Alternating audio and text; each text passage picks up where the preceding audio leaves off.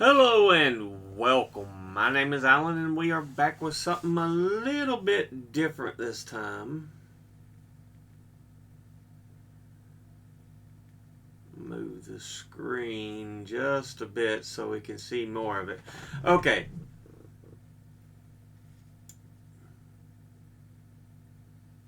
Making sure I got everything right. There we go. Now, we're doing something just a bit different, just so I can have something up here. I've watched a lot of videos before. And one of the things I watch from time to time is the Watch Mojo countdowns. This one caught my eye. What was it called again? 10 UFO incidents that still have yet to be explained. And I was like, let's give this one a watch. We'll react here a bit to it. But yeah, let's go ahead and do this. In the woods. Most are avid outdoorsmen, hunters, fishermen. They know the difference between an owl and a Mothman type creature. Welcome to Watch Mojo, and today we'll be counting down our picks for the top 10 UFO incidents that have still yet to be explained. Really they were flying in a V formation, and you know my theory, birds with flashlights. Yeah, that's plausible. For this list, we're looking at UFO incidents that still defy explanation, even with modern science. Let us know in the comments if you've ever had a close encounter.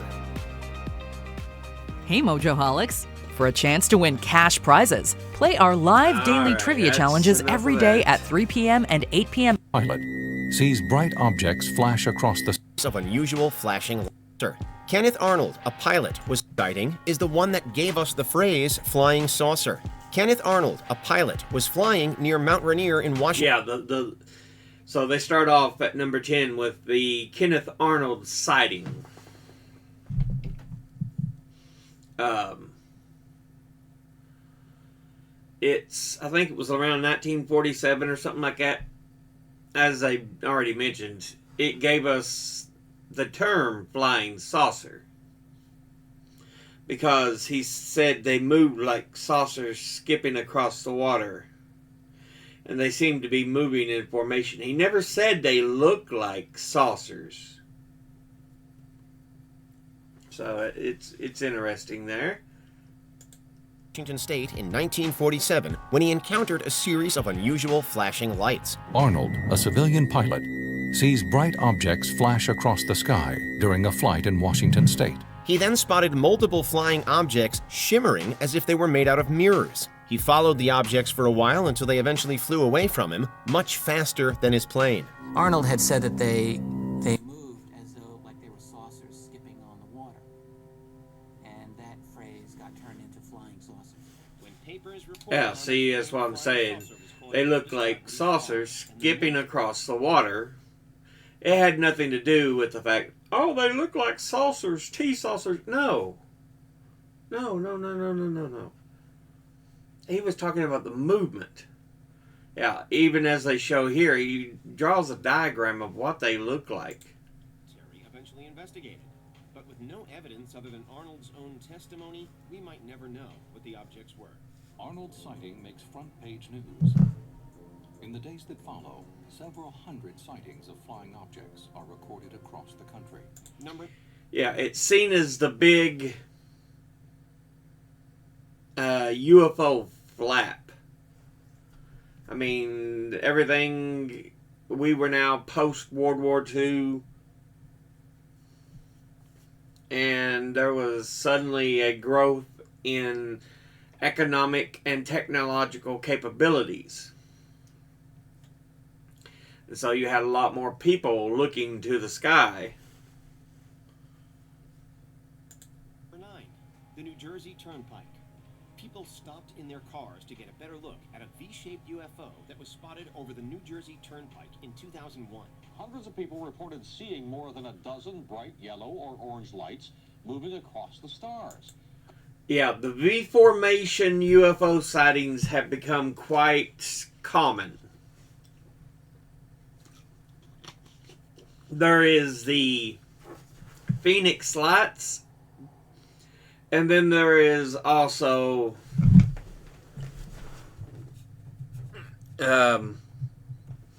this sighting, like I said. So yeah. And there's been several others where something in a V triangular formation is flying across the sky. Carteret police saw them too. Nobody knows what they were, although some have some interesting theories about visitors from outer space. These lights were supposed to be gold and appeared at night and were even seen by local cops and filmed. They were compared extensively to the similar V-shaped UFO formation seen in Arizona in 1997, the so-called Phoenix Lights. And again, some people thought military flares were responsible. I wasn't alarmed, but in any case, because for the simple fact that it was peaceful. Very peaceful, very serene, very beautiful, and I just think we witnessed some type of miracle. Decades on, and we still don't... Miracle? No. I highly doubt that.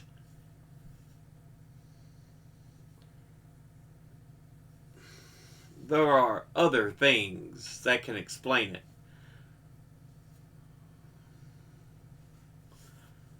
You know, honestly, it is the height of foolishness to believe we are alone in this universe. That we are the sole form of sentient life. And so while, you know, I don't think they're coming down to land and talk to us and stuff, I just think they're curious. They stop over, they go, okay, interesting. It's a civilization to watch. So yeah. Don't know what they were. Maybe another military exercise was to blame, but when similar formations of light in the sky keep appearing, perhaps something more is going on. NASA says they had every appearance of being airborne flares, maybe released by a National Guard unit or as a prank from a private plane. Number 8, the Hill abduction. The most famous Yep, the abduction of Betty and Barney Hill. New Hampshire, I believe it was. They were a young couple that was abducted, and what actually happened to them wouldn't be found out until later. I think it was under hypnosis that was used. Alien abduction case of all time, the abduction of Barney and Betty Hill established many of the hallmark characteristics of the alien abduction myth. The Hills were driving through New Hampshire in 1961 when they saw a flying saucer following them. And as we rode along, I kept watching it, and then all of a sudden, I noticed that it had started to move. And we decided to stop, get out of the couch, and take a look at it. Eventually, the saucer landed, and they approached to investigate, seeing humanoid figures within. They then returned home with missing time and missing memories.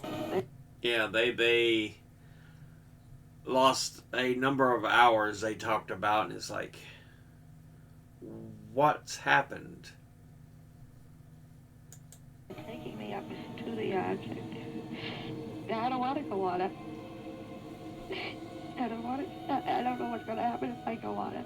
Betty started to regain her memories through dreams and came to believe that she and her husband had been abducted by aliens and experimented on, though the aliens were friendly. She said that they came from Zeta Reticuli.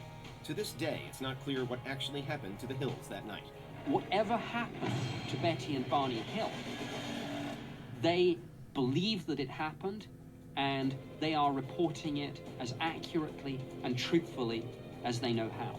Number 7, Aurora UFO Incident. This alien encounter is often taken to be a bit of local color down in Texas. But okay, yeah. I was like, Aurora. And I'm like, oh yeah, it's the one where it's believed an alien ship crashed in Aurora, Texas. It took out a windmill. I mean, this was early. We're talking 1890 something. It's perhaps one of the earliest American sightings recorded. They said they found a body, buried it, you know, gave it funeral rites and everything, so.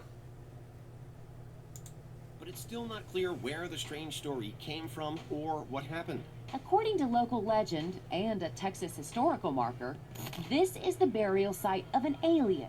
In 1897, newspapers reported that a UFO had crashed near a farm and had been carrying an alien astronaut. The alien died in the crash and was allegedly buried in the town's cemetery.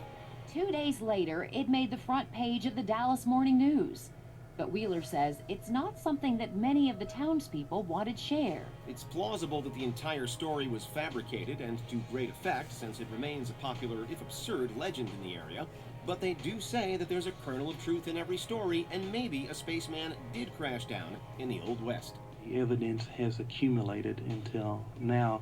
There's no doubt in my mind that the story is authentic and that there is something here. Number 6. Yeah, it's an interesting tell. Halftime.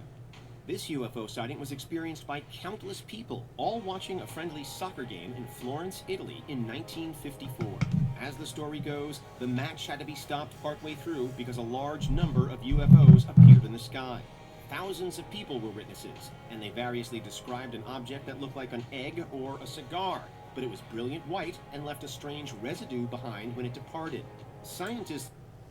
So, that's interesting. I'm not too familiar with this particular case. But yeah, if you have a stadium full of witnesses, you would think, okay, this is crazy.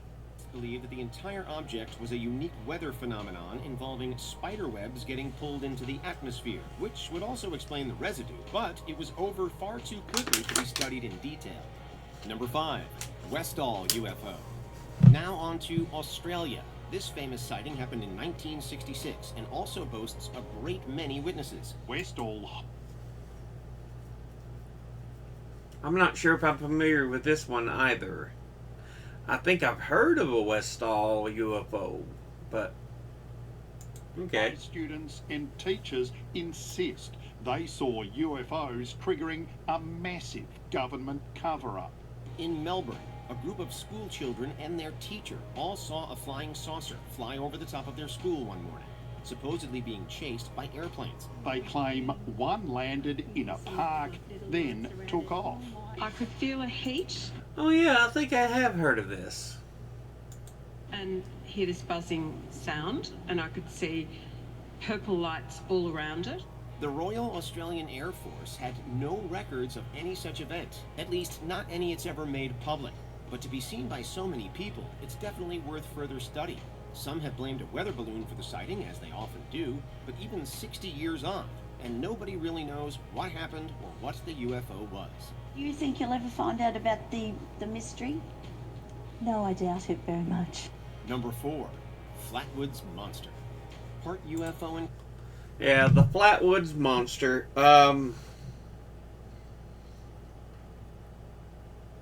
Took place in Flatwoods, West Virginia. They saw looked like a falling streak of light crash.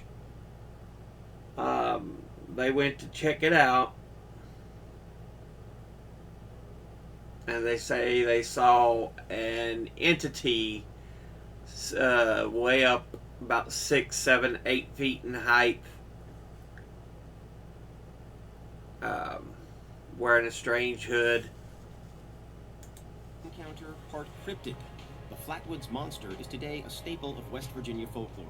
Supposedly, in 1952, a bright object flew across the sky and crashed down to Earth. And there were a number of young people going off into the woods and saw some kind of fiery, glowing object that descended and came down. Some people went to investigate and eventually came across an alien figure, perhaps 10 feet tall, that glided across the ground and created a foul smell that left them unwell. I do recall seeing the May family sketches. They weren't extremely detailed, but they were similar. The family members all drew the same thing, which was interesting. Usually people blame a large barn owl for the sighting thanks to the detailed description, but no owl is 10 feet tall. Owls also don't leave burn marks on the ground or crash to earth on comets. People were thinking maybe it was mass hysteria, maybe it was fake, maybe it was just made up. Number 3, Mothman. Another incident that... Again, another West Virginia cryptid. And we don't even know if it's really tied with UFOs. I know they just saw supposedly a creature wandering around. It chased their car in the air.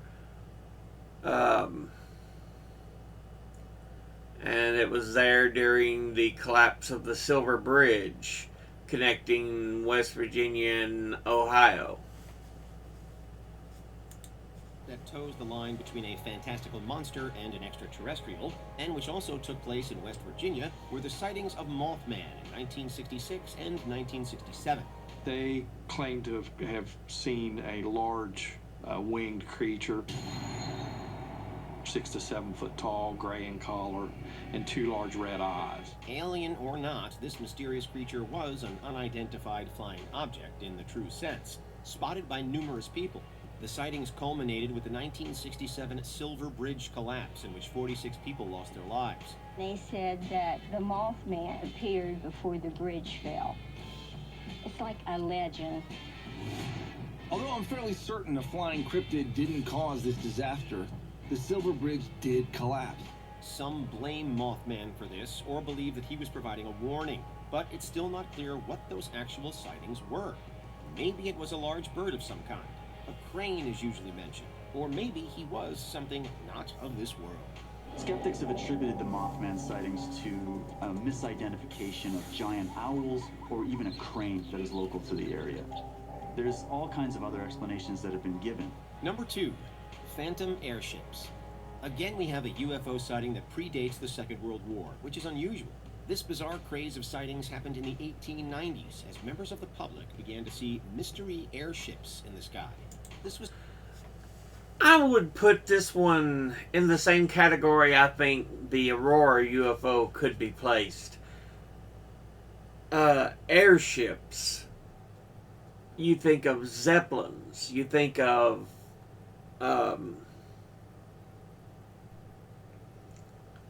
blimps.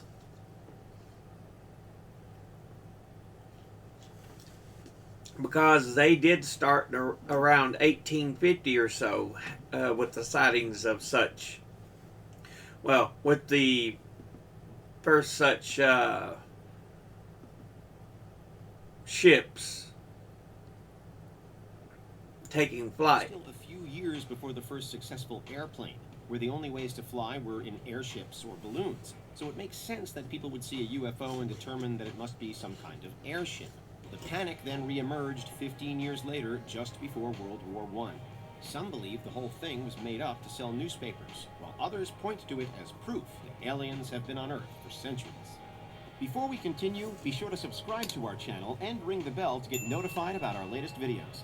You have the option to be notified for occasional videos by Unexplained The Invasion of Washington.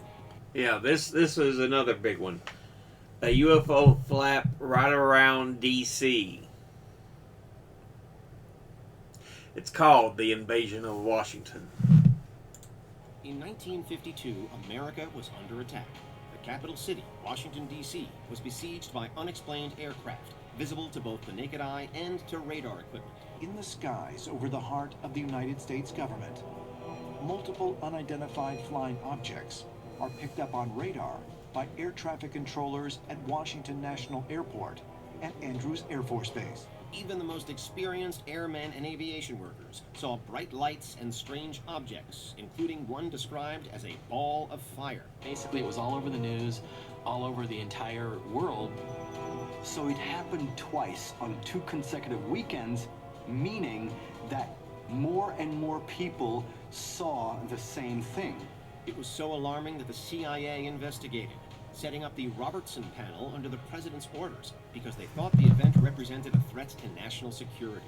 It remains such a unique encounter because it lasted for multiple days and had so many witnesses. And it might be the UFO encounter that the U.S. government has taken most seriously of all. The Air Force created... Yeah, when you have sightings right over the Capitol, you'll be like, we need to give this some serious attention. There's a number of other sightings that they could have put in there, but overall, I don't think it's a bad list. Project Blue Book to investigate the growing number of sightings and contact events. But was this simply an attempt on the part of the U.S. government to suppress the truth? Did you enjoy this video? Check out these other... I don't care. Anyway. Yeah. UFO... It's always something that interests me.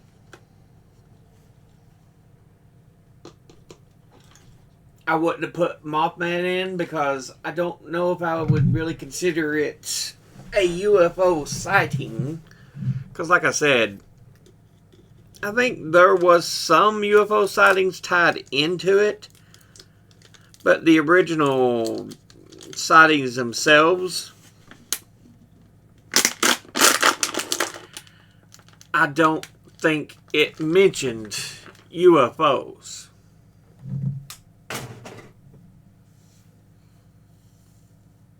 So yeah. It's interesting.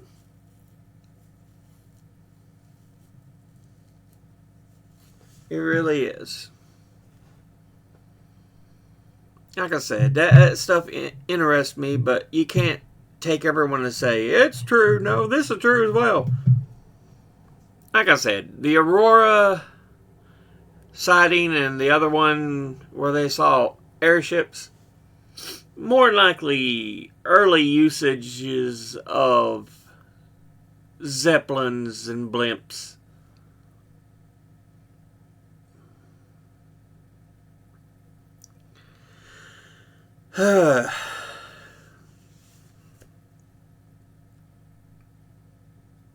Just the way they talk about those particular sightings, that's how I feel about those. The other 7, though, yeah, you can give some thought and consideration into it. It's like, okay, now what could have really happened?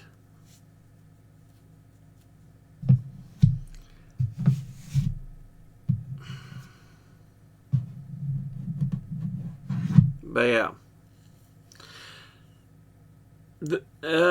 you want to keep an open mind, but you will also want to try to use logical explanation. I know it seems kind of conflicting and opposite, but you want to listen to what's said, how it's described, but then you also need to go, okay, this can be understood as such and such happening, this and that happening. But yeah. Anyway, let's go ahead and end this episode here.